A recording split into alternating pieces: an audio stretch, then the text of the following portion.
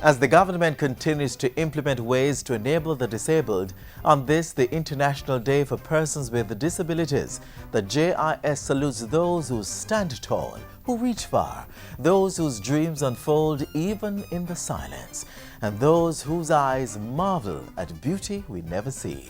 Good day. What a beautiful way to start the program. I'm Adrian Atkinson. Today we will be looking at technology and how it is being used to change lives and build human capital. And later, the National Land Agency shows us just how they are redefining land services. So please, come a bit closer as we explore all this and much more in this episode of Jamaica Magazine. More after the news.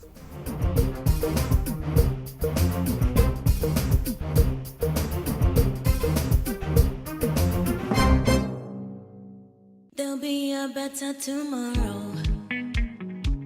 There'll be a better tomorrow. There'll be a better tomorrow. There'll be a better tomorrow. There'll be a day. There'll be a way. There'll come a time to sing a brand new song. There'll be a better tomorrow.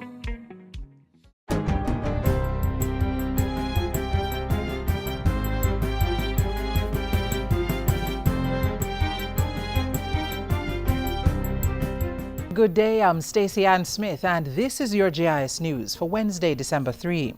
Prime Minister Portia Simpson-Miller has instructed the Board of the National Housing Trust, NHT, to provide her office with regular reports on its operations. The Prime Minister made the disclosure in Parliament Tuesday while responding to questions on the NHT's acquisition of the Orange Grove property in Trelawney, on which the Outer Many attraction was operated.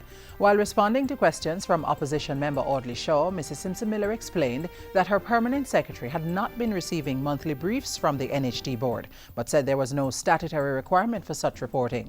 However, I can say to you that a letter was sent to the Housing Trust that we are to receive all minutes of meetings where decisions are taken, and the accounting officer will be keeping a very close watch on exactly what is happening in terms of the minutes from the meetings. The Prime Minister meanwhile gave further details on the NHT's expenditure on the property, explaining that the total cost amounted to $208.25 million.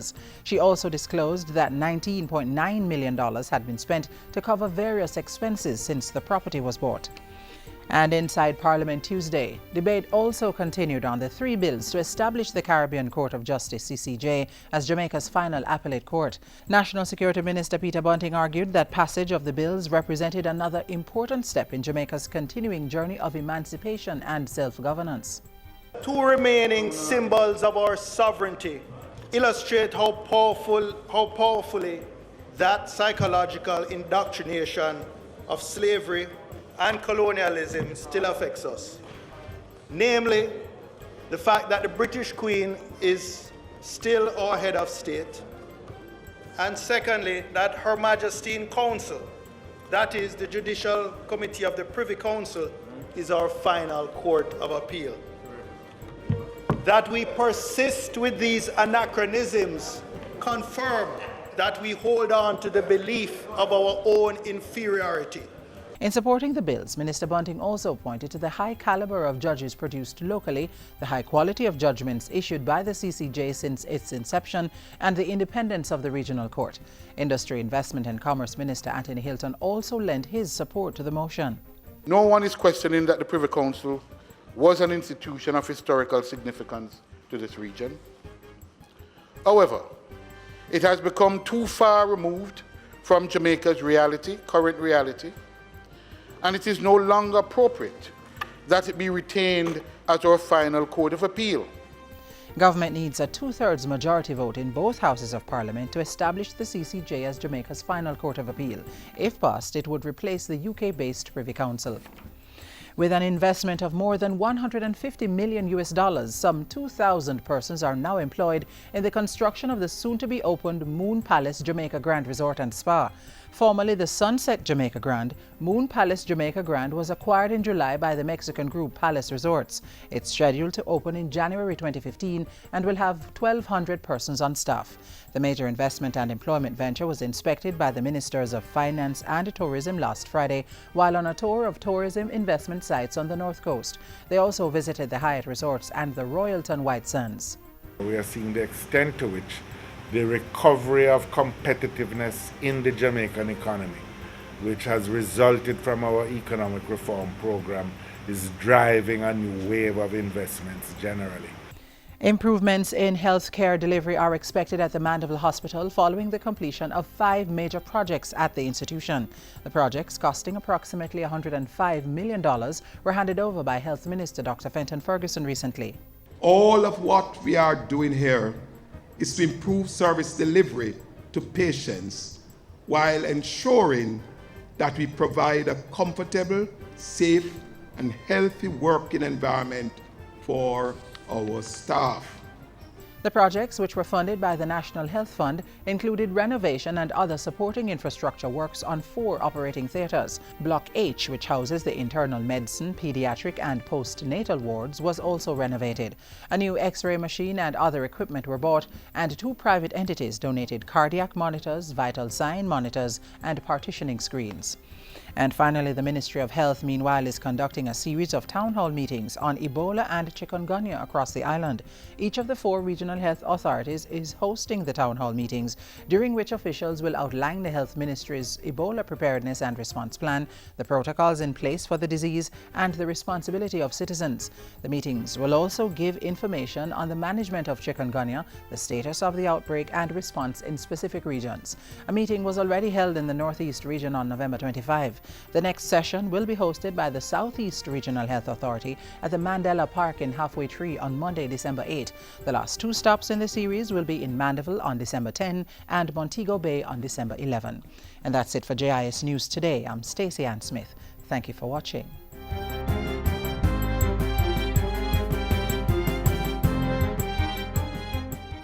Technology in education is the way forward. And it would have been a reproach if the progress towards introducing technology in education had not included those who are challenged in one way or another in the pursuit of education.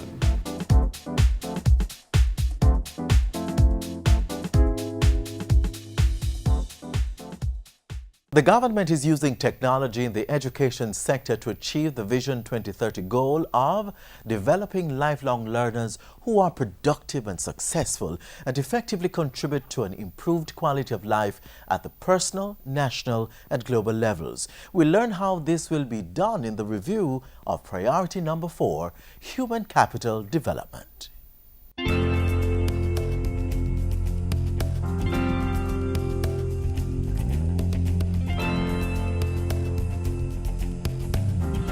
Children were loving what they did with chalk.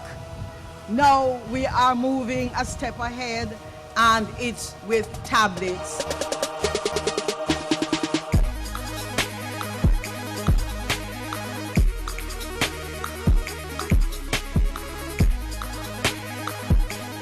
Empowering Jamaicans to achieve their fullest potential with the use of technology is a mandate being carried out by the Ministry of Science, Technology, Energy and Mining, primarily through e-learning Jamaica. Together with the Ministry of Education, they are distributing approximately 27,000 computer tablets in 38 schools across the country under a pilot program. The aim is that with the integration of tablets in the lessons that we can improve education and improve learning in the schools. Our approach is to ensure that every single student is maximizing his or her potential. The expectation is that this will facilitate the process of human capital development by exposing students and teachers to modern technology-driven practices and giving them the skills to function. Some of the new skills that were taught was the use of an application called Schoology, which is an online learning management system where teachers are now able to create quiz, They are able to upload notes. They are able to provide feedback from the quiz that are given online to students. It has been aiding us really well. For me, I find it now easier to share, find, and collaborate with my students. Using the tablets has made information more accessible during class, so forth. So if there's a certain topic that we need to look up, we can just go on the tablet and look it up right away. Sometimes we don't have the book, we have the tablets. A teacher would put the work on the tablets. I would have it when we go home. It's not lost. It can be easily recovered. So it's much more easier. The project, which is still in its initial stage, got off the ground in September. A review of the pilot is being undertaken to guide a full rollout starting in the 2015-2016 school year. The tablets are intended to enable us to make a habit of success in this modern world in which technology is part of the workplace that our children will enter. It's not just to help in education and for them to do better at school. It's also to help them to become innovators, to become entrepreneurs.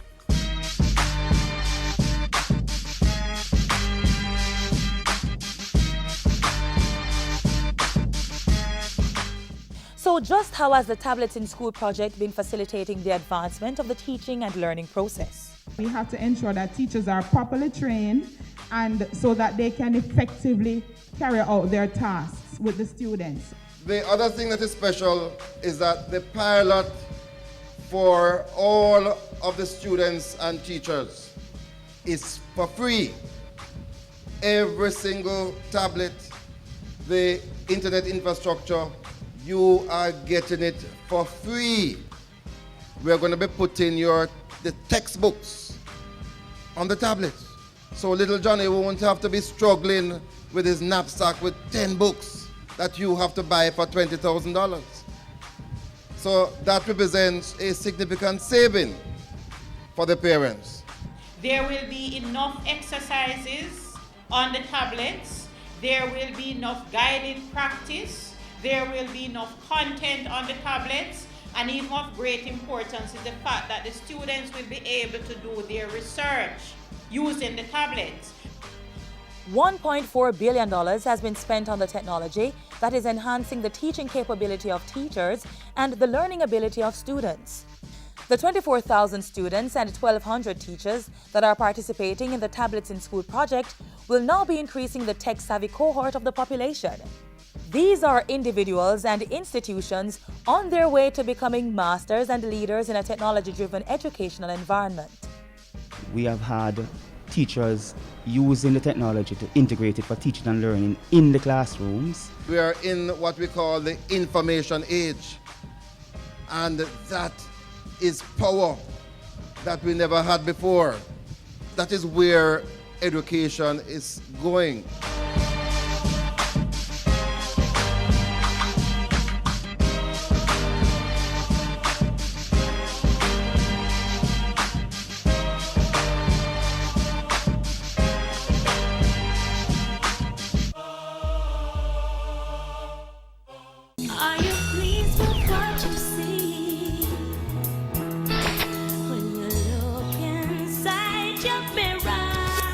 Violence destroys lives, families, and communities. No society can advance if it abuses its women and girls. Say no to violence. Let us unite to end violence against our women and girls. That was a message from the opposition spokesperson on gender affairs, Ms. Olivia Grange, in support of the elimination of violence against women.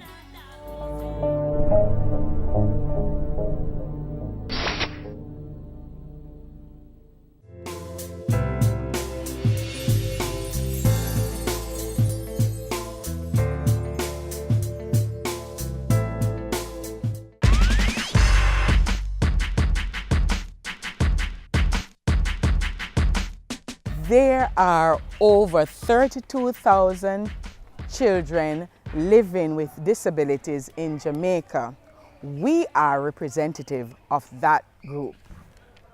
Parents, teachers, society take responsibility in helping, protecting and ensuring full and equal enjoyment for all human rights.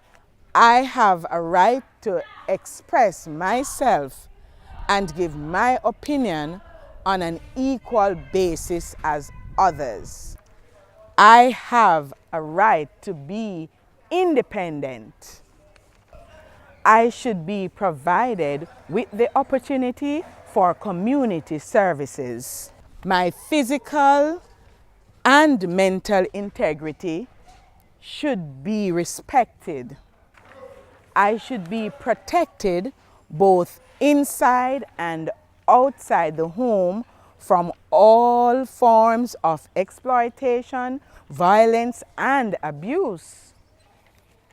While we may be different in innumerable ways, we are similar in the things that matters most.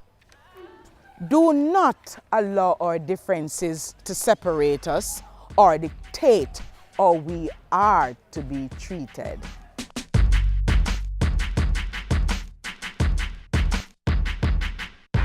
I'm trying till I reach my destination, flowing like the birds and the bees. Don't allow life to give you anything.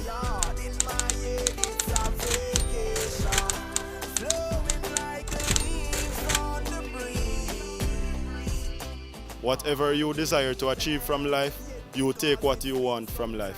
I'm trying till I reach my destination, flowing like the birds and the bees. Land is a foundational asset and is key to economic security and development. The recent technological changes at the National Land Agency will make it easier for all citizens to own their piece of the rock. We now take a tour of their facilities to share with you how they have retooled to serve you better.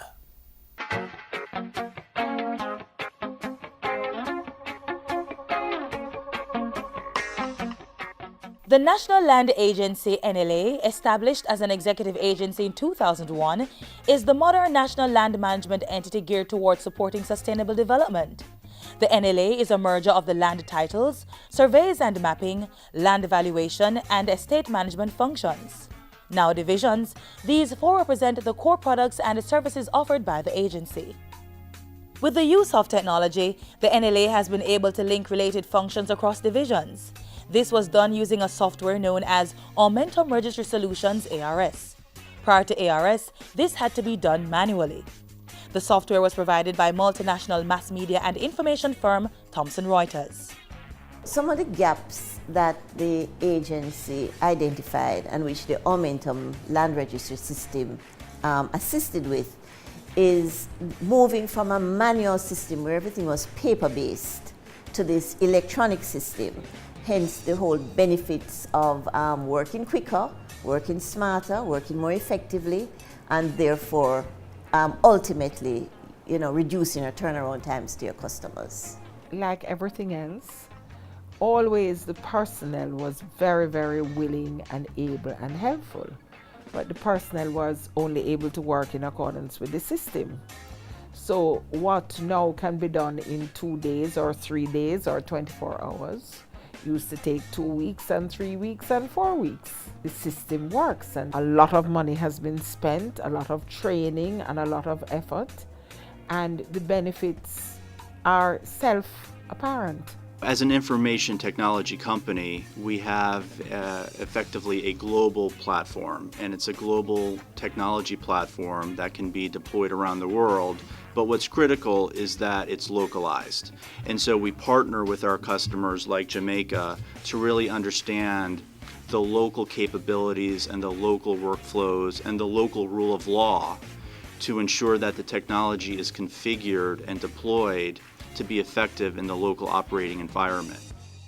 Through this collaboration, the NLA was able to improve the level of service to the public through computerization and online access and the creation of a one-stop shopping outlet. With the integration of Geographic Information System (GIS) capabilities, the system has also facilitated the implementation of an online portal which hosts 2 key services: IMAP Jamaica, through which persons can view land parcel information, and eLand Jamaica, which allows persons to access copies of various land-related documents globally at their convenience. The main service areas that have now been enhanced through the Aumentum Registry Solutions Land Registration System are the Land Registration System, the Document Scanning System, and the Estate Management System. The Aumentum Registry Solution, formerly called the Land Registration System, is the foundation of what we do here. Since its implementation in 2003, is a platform on which we process all transactions that come into this office. When you think of the ARS, the best analogy is that of an assembly line. It goes through various stages from the inception when the customer submits it here to completion when we return either a rejection notice or the title is properly endorsed with the transaction and returned to the customer. There are 5 main stages. The first is the assessment stage, which all transactions go through. Our officers will select the transaction type. The system generates a transaction number that is unique to that transaction. The secondary stage is the data entry stage. Now, at this stage in the process, it splits into one of 3 main sections of the land titles division. Now, once the transactions are split into one of these 3 sections and they are properly data entered on the system, it then moves on to the third stage, which is the signing stage. Here, the attorneys will ensure that each document or transaction meet the legal and procedural requirements of the Registration of Titles Act, and they will then sign the endorsement. After the signing is done, it's on to printing, and then the land titles are dispatched. There have been some innovations introduced, in particular an expeditious transfer system. So essentially any transaction for payments of a modest fee, you can have a turnaround within 24 hours. With respect to subdivision applications, for a relatively modest fee, you can have titles in 20 days and sometimes a lot shorter than that. And that's down from about 3 months, which it took before. The Document Scanning and Archives Unit is an integral part of the Aumentum Registry, as this is the area where documents are digitized. Once we digitize our documents have been made available to our customers, and from that we've been able to create new products and services. So for example, we have eLand Jamaica, in which all of our title documents, valuation roll documents, instruments and other documents are available online, and our customers can, at their own convenience, go on eLand Jamaica and get a copy of their title, for argument's sake, or a copy of the valuation roll information. The EMS is one which would automate all our operations, all our activities that we do here, which is activities involving the Estate Management Division and the Corporate Legal Services Division. It's a workflow-based application, and it involves 42 workflows and 60 transactions. What the system allows is for all the properties that we have inspected, we're now putting them into that inventory. Efficient, user-friendly, professional. What I'm very impressed with is that if there is a query, you're able to go to the land agency and you can correct that without even leaving the office. We have taken a lot of traffic out of our offices because of these services. Our iMap is an interactive map. You can get the street number, the street address, the valuation number, the title reference number, and if you need to see a copy of the valuation roll or the title, you can actually go to eLand Jamaica. It's an on-spot facility. If you have a client who is sitting before you and you need to access the title, the records, to see if a caveat is on, who lodged the caveat, you can access it immediately. Anything you want on the title is readily available to you.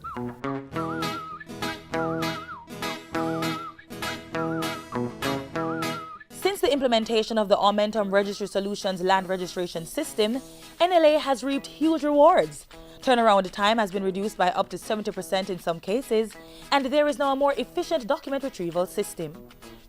The prospects are very encouraging because, for instance, last year they were able to produce just under 9,000 titles, and that is really a good performance if you were to measure it in percentage terms. This year is about 15% better than last year.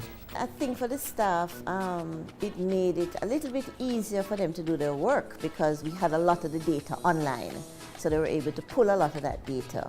Also, the turnaround times for the customers, you're going from weeks down to days. And so that is a benefit for any customer because once you have a turnaround time reduction, it means things like interest rates on outstanding loans are reduced. Since the implementation of the system, not only has there been acknowledgement from customers for NLA's improvement in services, but the agency has also received several prestigious awards. In 2013, the agency was awarded the prize for the most improved customer service entity, and in 2011, they received the most creative and most innovative agency award. In 2009, they were awarded the Prime Minister's Trophy for the best customer service agency and shared the award for the best executive agency. Also in 2004, the NLA was awarded a special achievement in GIS by the Environmental Systems Research Institute's International User Conference. The most recent accomplishment is the Thomson Reuters Public Sector Champion Award. The Public Sector Award is an annual award where we invite customers to nominate other customers or themselves that they believe warrant recognition for the work they've done. There are a number of categories, including business transformation. So in the case of the National Land Agency, the facts around reducing processing time from weeks to days is truly remarkable and impressed the nominating committee. The ARS has significantly improved the operational efficiencies and the customer service needs offered by the NLA, and the agency now stands as a pioneering entity operating as a one-stop shop for land services in Jamaica. This administration has pledged to develop what is called an ownership society. And in that phrase, what we want to do is to involve those who are not titled, because about 50% of the country is not titled. This objective is fast becoming a reality due to the technological improvements of the services offered by the NLA through the implementation of the Aumentum Registry Solutions land registration system.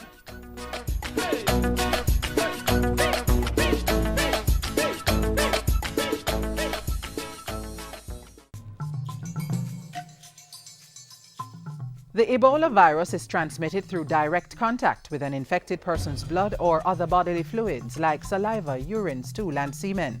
Symptoms of Ebola include sudden fever, intense weakness, muscle pain, headache, and sore throat. This may be followed by vomiting, diarrhea, and rash, and in some cases both internal and external bleeding, leading to death. Protect yourself. Avoid travel to Ebola-affected countries. Avoid contact with infected persons. Don't touch the body of someone who has died from Ebola. Wash hands frequently with soap and water and use an alcohol-based hand sanitizer. To know more, call 1-888-663-5683.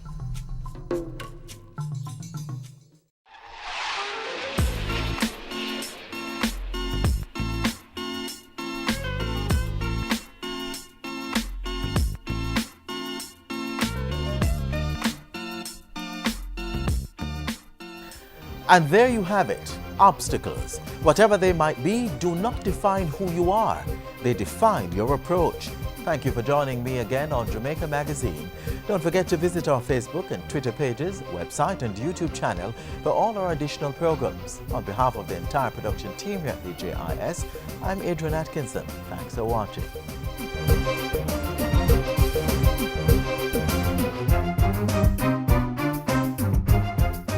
This has been a production of the Jamaica Information Service, the voice of Jamaica.